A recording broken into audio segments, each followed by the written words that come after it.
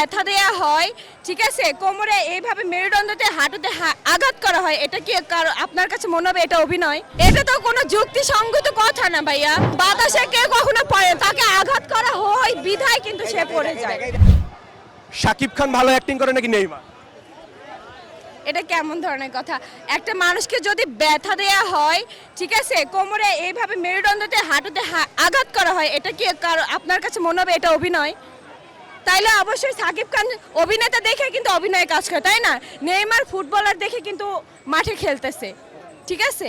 ওরা বলছে প্রত্যেকটা ম্যাচেই নাকি নেইমার অভিনয় করে অনেক বেশি বেশি। অভিনয় করার কোনো কিছু না। আপনার যদি নেইমার অভিনয় কইরা থাকে, আর্জেন্টিনার প্লেয়ার এর থেকে বেশি করে অভিনয়, ঠিক আছে, ওরা ফাউল বেশি করে। মানে নেইমার নাকি অনেক বেশি রিয়্যাক্ট করে একটু তো চোট খেলে।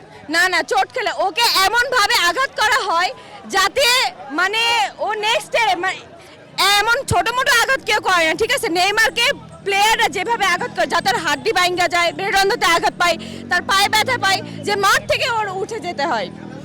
বুঝতে পারছেন?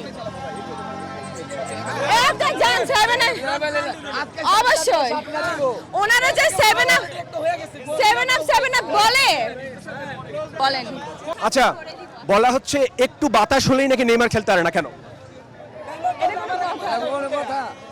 এটা তো কোনো যুক্তিসঙ্গত কথা না ভাইয়া, কারণ বাতাসে কেউ কখনো পড়ে না, তাকে আঘাত করা হয় বিধায় কিন্তু সে পড়ে যায়, ঠিক আছে, আঘাত করা হয় বিধায় সে পড়ে যায়। আপনাদের যে 5টা কাপ রয়েছে তখন তো দেখাতে পারেন, একটু গুনে দেখান। এই যে 1টা 2টা 3টা 4টা 5টা, এই যে দেখেন 5টা।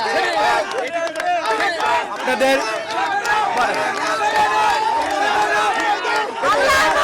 কি বলবো, কিছু বলেন।